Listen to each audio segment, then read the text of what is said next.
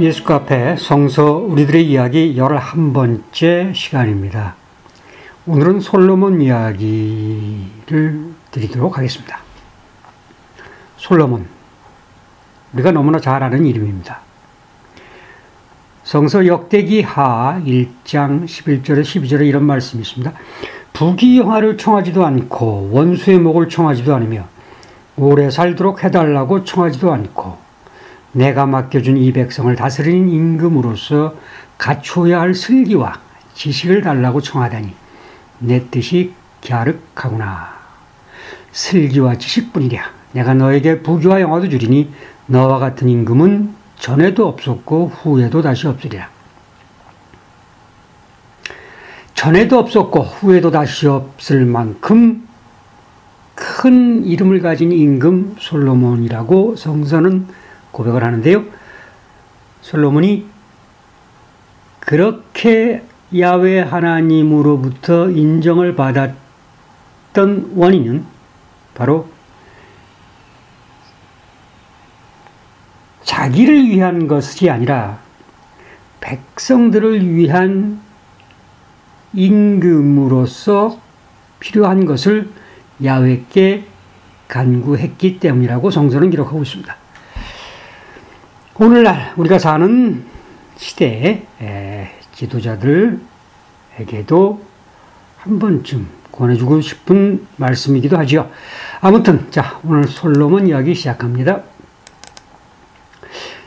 이렇게 멋지고 위대한 것으로 기록된 솔로몬의 등장을 보면은 사실 요즘 우리가 한국 드라마나 이런 거 보면은 막장 드라마라는 말 쓰잖아요. 도대체 있어서는 안 되는 일들, 바람직하지 않은 이야기들이 드라마로 엮어져서 많은 또 그런 드라마를 사람들이 많이 좋아한다고 그러죠. 솔로몬의 등장을 보면 마치 우리가 이조 시대나 우리 사극을 보듯이 왕실 뒤편에 아주 아주 막장 드라마 같은 그런 이야기들처럼 그런 비슷한 이야기가 이 솔로몬 이야기에는 그런 부분들이 있습니다. 솔로몬의 탄생부터 시작해서 그가 왕위에 오르기까지를 가만히 생각해 보면 진짜 막장 드라마입니다. 우선 솔로몬이 탄생하게 된 계기가 다윗과 바세바 사이의 불륜으로 생겨났잖아요. 게다가 자기 어머니인 바세바의 전 남편은 현 남편이 죽인단 말이죠. 그런 아주 사람으로서는 도저히 있을 수 없는 그런 관계 속에서 태어난 사람이 바로 솔로몬입니다. 그런데 솔로몬의 이름의 뜻이 샬롬, 곧 평화라고 하는 뜻인데요.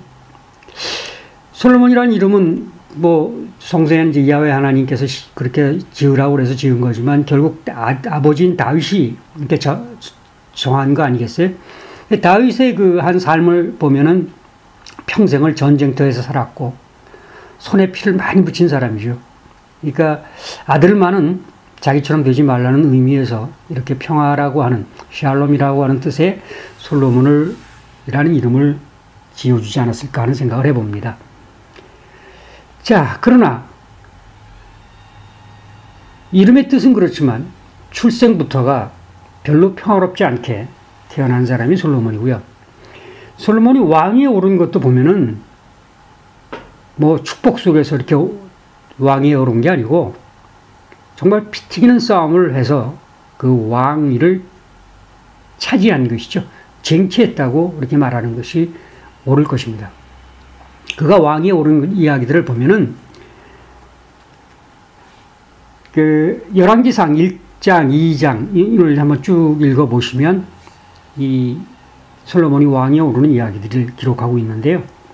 마치 열왕기상의 1장, 2장을 보면은 마치 아주 일어나야만 하는 당연한 일들이 순서적으로 이렇게 일어나는 것처럼 보이지만 실제 가만히 그 뒷모습을 우리가 상상을 해보면 정말 피 튀기는 싸움이 왕위를 갖기 위해서 형제들 간에 정말 피나는 싸움이 있었다는 것을 우리가 알 수가 있죠. 이 솔로몬은 그 이복 형제인 아도니아는 다윗의 아내 중에 핫깃 사이에서 태어난 아들이 아도니아고요. 솔로몬은 우리가 잘 알듯이 바세바 사이에서 난 아들이죠. 이 아도니아와 솔로몬이 왕위 쟁탈전을 벌입니다. 그런데 힘의 그 균형이 사실은 아도니아가 솔로몬보다 우위에 있었다고 짐작을 할 수가 있겠습니다. 왜냐하면 아도니아를 왕위에 올리려고 그 편에서 함께 일했던 사람들이 요압 장군과 제사장인 에비아달이 있었습니다. 이 요압은 솔로몬의 어머니인 바세바의 전 남편 우리아를 죽이는 일에도 가담을 했었고, 하여간 다윗의 신복 중에 신복이었습니다. 그러니까 다윗이 예루살렘을 점령하고 통일 왕국을 이뤘을 때는 다윗의 용병부대, 다윗이 고생했을 때에 그에게 충성을 약속했던 그 용병부대의 핵심 중에 핵심이 바로 요압이거든요. 그러니까 다윗의 오른팔이라고 볼 수 있죠. 그 다윗의 아들 압살롬이 반역을 일으켰을 때 이 요압이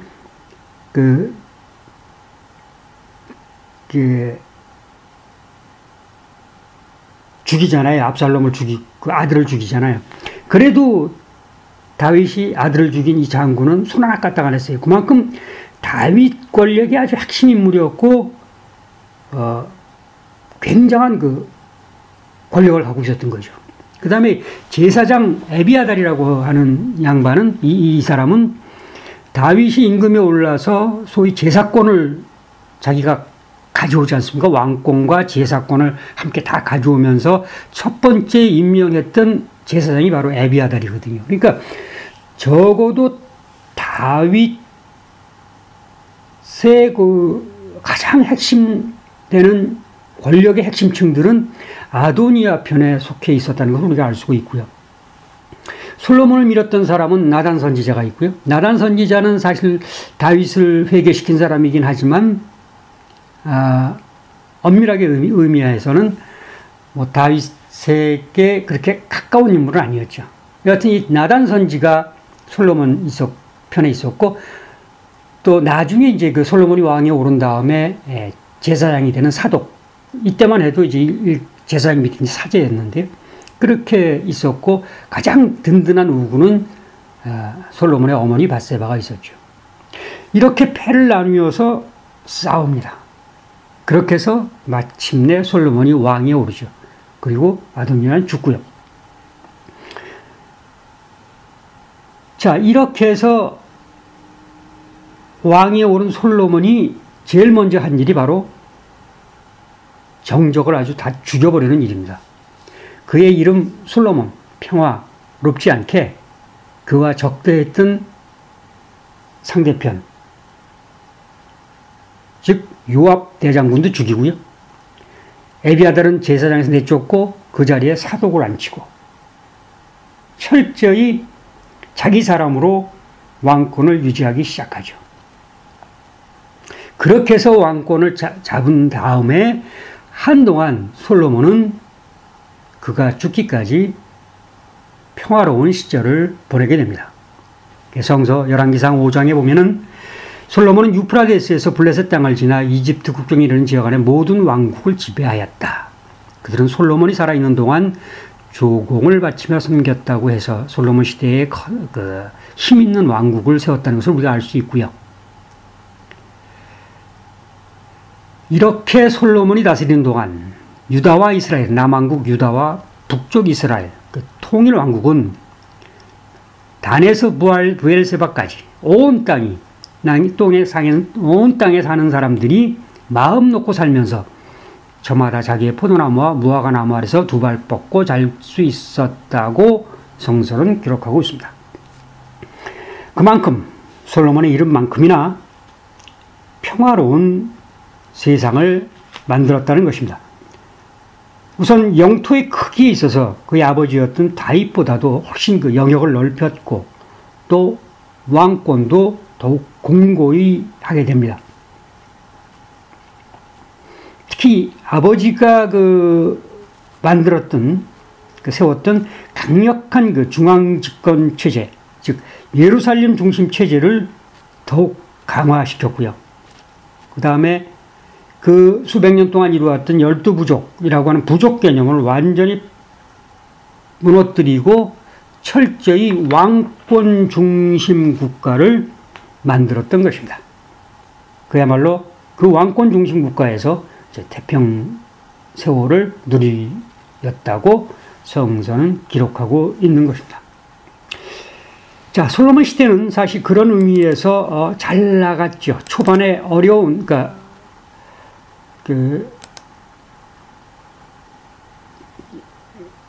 여러 가지 초반의 어려움을 이겨내고 솔로몬의 통치 시절은 평화롭게 그렇게 유지되었다고 성서는 기록하고 있습니다. 솔로몬을 특징 지어주는 말 가운데 하나가 지혜 교육의 아버지라는 것입니다. 우리가 잠언 또 전도서 다 솔로몬이 썼다고 이야기를 하죠. 이 솔로몬을 솔로몬답게 만든 것은 바로 하나님께 그가 원했던 것도 지혜였고 유대 민족에게 어떤 지혜 교육의 하나의 표본을 세운 것도 솔로몬입니다. 그런데 이 지혜 학습, 지혜 학당이라는 것은 사실 유대인들의 것이 아니라 고대 이집트 교육의 하나의 패턴이었다는 것이죠. 지혜 학당이라는 것이. 그러니까 유대의 솔로몬이 만든 것이 아니라 그 원형은 고대 이집트의 교육 풍습을 받아들인 것이라는 건데요. 이집트의 교육 풍습이라는 건 지혜 학당, 어떤 지혜를 말하냐면 교육의 기본은 질서에 있다고 하는 그런 지혜입니다. 이게 뭐냐면 왕권 밑에 신권이 있고 권력, 어떤 사회적인 질서가 잘 유지되는 것이 바로 지혜의 근본이라고 가리킨 게 고대 이집트를 중심으로 한 고대 중동 지방의 지혜 운동의 핵심이었다고 보면은, 내 반해서 솔로몬의 지혜는 그런 질서가 사람과 사람 사이가 아니라 여호와 하나님과 사람 사이에 이루어지는 질서에 대한 지혜를 솔로몬이 강조하고 그 지혜의 표본을 세웠다는 것입니다. 여호와와 사람, 야훼와 사람 간의 질서가 제대로 확립된 것이 바로 지혜의 기본이라고 보는 것이죠. 잠언 1장 7절에서 본 것이 바로 이제 그 말의 핵심입니다. 야훼 하나님을 두려워하여 섬기는 것이 모든 지식의 근본이라는 것이죠. 어리석은 자는 교육을 받아 지혜로워진 것을 멸시한다는 것은, 즉 야훼 하나님을 두려워하거나 섬기는 것을 섬기려고 하지 않는 것이 바로 지혜를 모른다는 것이라는 것이죠. 무지혜인가요? 지혜롭지 않다는 얘기입니다. 바로 이런 지혜의 근간이 고대 솔로몬 시대부터 오늘날까지 유대인들 사회에서 이어져 오는 그런 풍습입니다. 그리고 그 지혜는 어디서부터 나오냐면 바로 야훼 하나님이 주신 것이라는 것이죠. 그 풍습의 하나가 바로 미스바라는 것입니다. 아직까지도 유대인들의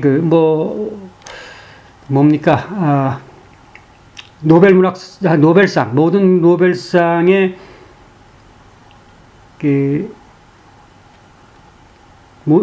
노벨상을 가장 많이 탄 민족이 유대인이라고 하잖아요. 그렇게 노벨상을 많이 타고 지혜롭게 그 민족성을 유지하면서 그 안에서 많은 사람들이 이렇게 뛰어난 사람이 나올 수 있던 그 바탕에는 바로 그 미tz바라는 의식, 그리고 그런 교육, 이런 것이 중심이 되었다. 그 밑바닥에 터가 되었다는 것입니다. 남자아이들은 13살, 여자아이들은 12살 때 일종의 이제 성년식을 갖게 되는데, 이 성년식 때 이제, 이 성년의식, 여기 이제 바로 이제 미tz바인데요. 이때에 그 아이들로 하여금 그 탈무드에 나오는 가르침, 탈무드에서 나오는 가르침을 자기 나름대로, 자기식으로 해석할 수 있는 능력이 있어야만 이 미tz바라고 하는 의식을 통과한다는 거예요. 그러니까 서로 묻고 답하고 자기 의사를 자꾸 드러내고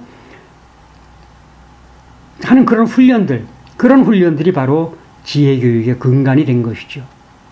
그러니까 사실 우리 교육 시스템하고는 굉장히 틀리죠. 우리는 저희 세대, 요즘은 모르겠습니다. 요즘 젊은 친구. 근데 요즘 젊은 친구들도 세상이 바뀌었다고 그러는데 가만 보면 우리 세대 못지않게, 상당 부분은 우리 세대 못지않게 자기를 표현하는 능력들이 부족한 게 아닌가 이렇게 생각합니다. 우리 세대만 해도 선생님한테 무슨 질문하는 거 이런 거 꺼려 했고, 자칫 질문 잘못하다가 매나 맞았지, 그렇지 않습니까? 그러니까 그런 그 교육의 그 기반이 틀린데요. 그런 그 지혜교육의 아버지이자 원조가 바로 솔로몬이라고 하는 것입니다. 솔로몬이었다는 것이죠. 자, 여기 제가 탈무드의 이야기들 몇 가지를 인용해 보았습니다. 오늘 우리에게도 그대로 유용한, 잘 귀담아 들어야 할 그런 이야기들 같습니다. 남을 헐뜯는 가십은 살인보다도 위험하다. 살인은 한 사람밖에 죽이지 않으나 가십은 반드시 세 사람의 인간을 죽인다. 즉 가십을 만들어서 퍼뜨리는 사람도 죽이고, 그 가십을 반대하지 않고 듣고 있는 사람, 그 가십 너 그만둬 하지 않고 재밌다고 듣고 있는 사람도 죽이고, 그리고 그 가십 속에 나오는 그 화제의 인물도 모두 다 삼자가 다 죽는 것이 바로 남을 헐뜯는 가십이라는 것입니다. 남의 말 하지 말라는 지혜죠. 또 당신의 혀에게 나는 잘 모릅니다라는 말을 열심히 가르쳐라 라는 말도 있습니다. 이 나선다는 의미보다는 내가 다 한다, 내가 해봐서 다 한다, 그런 거 하지 말라는 거겠죠. 그 다음에 상대에게 한 번 속았을 때 그 사람을 탓하라. 그러나 그 사람에게 2번 속았거든 자신을 탓하라. 그러니까 한 번 실수하는 것은 용서하지만 또 다시 똑같은 실수를 반복하는 것은 남 탓이 아니라 바로 자신의 탓이라는 것이죠. 그 다음에 승자는 눈을 밟아 길을 만들지만 패자는 눈이 녹기를 기다린다. 때라는 놈은 개척하는 사람의 것이라는 것이죠. 이런 그 탈무드의 그 지혜들이 다 이렇게 솔로몬에서부터 비롯되었다. 지혜의 아버지였다. 라는 것이 솔로몬이라고 하는 임금의 캐릭터이고, 그것이 우리에게 주는 교훈이죠. 그런데 이렇게 그 등장은 아주 막장 드라마처럼 등장을 했지만, 왕이 오른 이후로 죽을 때까지 아주 평화로운 왕국을 건설하고 다스리고 그것을 누렸던 솔로몬이 죽은 다음에는 정말 그 역사가, 유대와 이스라엘의 역사가 아주 처참하게 몰락하고 맙니다. 그런데 그 몰락의 원인을 이미 다윗과 솔로몬이 잉태를 하고 있었다는 말이죠. 즉 남유다 북이스라엘로 갈리면서 유대민족들이 고통을 받고 끝내 이민족에게 붙잡혀서 노예로 끌려가는 그런 훗날의 역사들의 원인은 솔로몬에서 시작했다. 다윗부터 시작했지만 아주 근본적인 원인은 솔로몬에서 이미 시작되었다는 것이 성서의 기록입니다. 그것이 바로 이 부분이 솔로몬이 후대에게, 오늘 이 시대를 살아가는 우리들에게 진짜 주는 지혜의 참된 교육 자료로 성서는 우리에게 보여주고 있는 것이죠. 자, 왜 이렇게 처참한 그 결과를 낳게 되었느냐는 것은 열왕기상 3장 1절에 보면은 이제 이렇게 열왕기상 1장, 2장은 이렇게 왕이 오르는 과정을 이렇게 이야기하잖아요. 그렇게 해서 왕이 오른 솔로몬이 처음으로 한 일이 에집트와 결혼 동맹을 맺고 에집트의 딸을 아내로 맞이한 것이에요. 그리고 그 아내를 예루살렘 성에 두었다. 라고 시작하는 게 열왕기상 3장 1절. 즉 솔로몬의 왕위에 오른 다음에 첫 번째 한 일 결혼 동맹, 이방인의 딸을 아내로 삼아서 예루살렘 성에 두었다. 이렇게 시작을 하죠. 자, 그 뒤로 11장 3절에 보면 솔로몬은 무려 700명이나 되는 후궁을 거느렸고 그의 수청드는 여자가 300명이 됐다. 한 1000명의 그 후궁을 가졌다고 하는 것인데, 자, 이렇게 여자들을 많이 거느렸다는 이야기를 끝나고 그 다음에 11장 9절에 보면 야훼께서 솔로몬에게 노하셨다. 이스라엘의 하나님 야훼를 마음으로부터 저버렸기 때문에 야훼가 솔로몬에게 노했다는 그런 것이 11장 9절에 나옵니다. 아주 비슷한 이런 그 여자 문제를 가지고 아주 비슷한 사람 하나 있죠. 우리나라 역사에도. 혹시 해동증자라는 말 들어보셨습니까? 해동은 옛날 중국에서 우리나라 한반도를 지칭하는 말이었고요. 증자는 아주 그 공자의 제자 중에서 아주 뛰어나게 우수한 제자였고 공자의 적통을 이어받은 수제자 중에 하나인데요. 한반도에서 난 그런 그 증자와 같은 아주 위대한 사람이다라는 말로 해동증자라고 불리우는 사람이 바로 백제의자왕입니다. 근데 우리가 백제의자왕 그러면 무엇이 생각나죠? 삼천궁녀. 그런 말 있잖아요. 궁녀가 3000이었다. 근데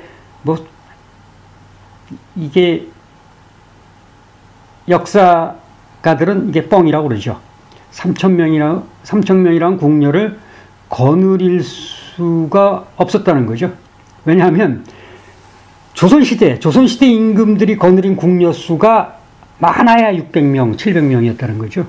그런데 그보다 한 7, 800년 전의 인물인데 그 많은 숫자가 한반도에 살고 있지도 않았고 궁녀 수가 3000이라는 건 말도 안 된다는 거죠. 그러니까 후세 사람들이 조금 이렇게 뻥을 튀겨서 3000 그렇게 한 건데 솔로몬도 마찬가지죠. 솔로몬이 역시 여색을 즐긴 건 분명하겠죠. 그리고 여자가 많았다는 것도 사실일 것 같고, 그런데 그 많다는 뜻으로 1000이라는 말이 사용된 거지 실제 1000명을 얘기한 것은 아닐 것입니다. 어쨌거나 1000명을 거느리고 살았던 10,000명을 거느리고 살았던 그게 다 사실은 이 이야기 전에 이 11장, 그러니까 열왕기상 11장 9절에 나오는 야훼께서 솔로몬에게 노하셨다고 하기 이전에 이미 야훼 하나님이 솔로몬에게 허락한 거 아니에요. 너에게 부귀영화를 그만큼 주겠다고 그래서 누린 것인데, 그게 뭐 여자가 많다는 게 뭐 이 당시에 죄가 되는 것도 아니고, 이미 또 그리고 외국 출신들 그 부인들을 거느렸다. 뭐 에집트의 딸을 왕비로 맞았다든가, 뭐 시바의 여왕 이야기도 나오고 솔로몬에 대한 여자 이야기들이 많잖아요. 근데 그것도 뭐 솔로몬이 만든 건 아니거든요. 이미 그 다윗이 가나안 땅을 통일하면서 내세웠던 첫 번째가 포용 정책이었거든. 포용. 모든 민족을 포용한다. 그래서 이미 다윗도 여러 그 부인들을 얻잖아요. 그 부인들을 얻으면서 그 부인이 새로 얻은 부인마다 그 출신 지역을 다 이렇게 껴안는 거거든요. 그러니까 뭐 이건 뭐 딱 이 시대뿐만 아니라 옛날 시대의 왕권을 강화하기 위한 수단으로 이런 건 비일비재했고요. 그런데 이렇게 하면서 사실 그 솔로몬의 왕국이 커나가는 것이거든요. 그러니까 이집트 문화를 받아들이면서 이집트의 문자, 뭐 이집트의 건축, 또 법률, 이런 그 여러 가지 그 지배 형태, 지배 체제, 정책, 이런 것들을 받아들여서 왕국이 발전을 한 것이죠. 그러니까 그것 자체가 나쁜 것은 아니고 긍정적인 것이 많은데, 문제는 성서가 기록하고 있는 솔로몬의 문제는 뭐냐면은 그 여자들, 그 이방 여자들을 취하면서 솔로몬이 받아들인 것이 그 이방 여자들이 섬기고 있던 신들을 같이 받아들인 것이죠. 이게 바로 야훼가 솔로몬을 버리게 된 계기입니다. 즉 야훼 하나님만을 신으로 섬기라고 하는 것인데, 다신 국가, 다신 사회를 만든 것이 솔로몬의 죄였죠.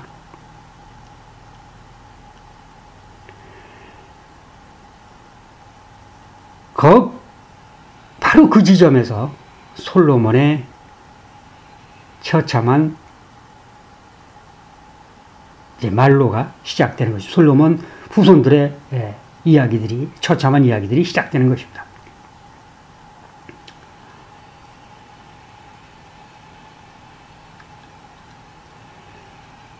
바로 이것이 솔로몬이 진짜 우리에게 주는 교훈이라는 것입니다.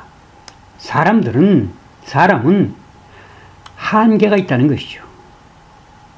제 아무리 축복을 받고 제 아무리 꼭대기에 올랐다 하더라도 늘 사람은 신이 보는 앞에서는 어떤 한계가 있다는 거죠. 그 한계 속에서 자기를 깨닫지 못하면 나락으로 떨어질 수밖에 없다. 그것이 신이 인간을 향하는 모습이고, 사람이 신 앞에서 한계를 깨닫지 못하면 맞부닥칠 수밖에 없는 어떤 상황은 끝이 안 좋다는 것입니다. 그러니까 그런 하나의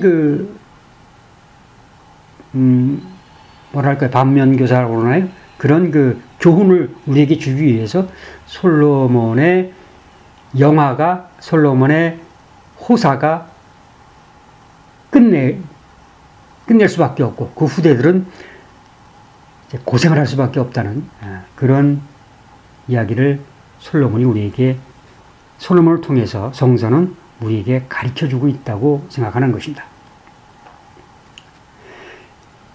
자, 솔로몬이 이렇게 영화를 누리고 호사를 누린 그 뒤편에는 어떤 일이 있었을까요? 결국 건축을 많이 했고요. 솔로몬은 그렇죠. 건축도 많이 했고 여러 가지 그 호사를 누리면서 옛날이나 지금이나 그렇게 그 호사를 누리고 영화를 누리기 위해서는 필요한 게 뭐가 있어요? 재원이 있어야, 돈이 있어야 될 거 아닙니까? 그 돈이 어디서 났겠어요? 백성들에게 징수를 했을 거 아닙니까? 세금을 걷어들였겠죠. 자, 그 세금을 걷어들이기 위해서 다윗 시대부터 왕권이 하고자 했던 일이 뭐죠? 인구조사였거든요. 그때 이제 야훼 하나님께서 다윗 시대에는 하지 말게 하고 솔로몬 시대 때 이제 인구조사를 허용을 합니다. 그래서 솔로몬이 한 인구조사에는 그 인구조사를 했다는 것은 바로 세금을 걷어들이는 근간을 만든 것이고요. 그 다음에 그러니까 군대 징집 또는 강제 노역 그런 것을 하기 위해서 인구조사를 한 것이니까 그러니까 세금을 부여하고 부역을 시키고 그렇게 해서 병력을 창출하고 또는 그 백성들의 힘을 이용해서 성전을 건축하고 그런 여러 가지 국가시설물들을 건축하고 그런 게 다 한 거 아니겠어요? 그런데 자, 이것이 나라가 융성하고 평화롭다고 하는 것이 그것이 잘 이렇게 어느 정도까지 백성들이 감내할 수 있는 수준까지 갔어야 되는데 솔로몬 말년이 이르러서 걷어들이는 백성들이 감당하지 못할 만큼의 몫이 되고 어떤 건축을 하는데 일상생활에 불편함을 얻을 만큼 부역을 시키고 뭐가 생기죠? 불평과 불만이 생기죠.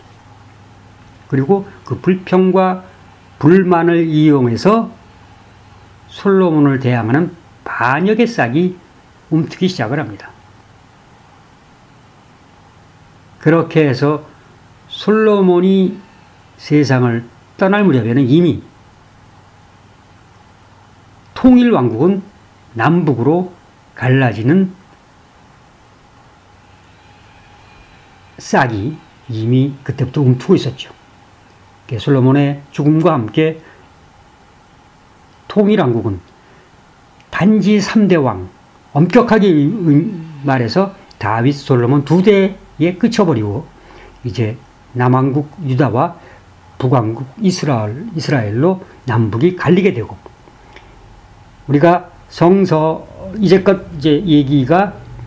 얘기해왔던 출애굽 이후 사사시대를 거쳐서 사울의 통일왕국의 기초, 그 다음에 다윗의 통일왕국, 솔로몬의 번영, 그리고 이윽고 남북 분단이 되고 그 분단을 통한 분단 시대에 성서는 그 분단 시대를 예언자들의 시대로 성서는 우리에게 전해주고 있습니다. 이제 다음 시간부터는 예언자에 대해서 이야기를 해보도록 하겠습니다. 자, 오늘은 여기까지입니다.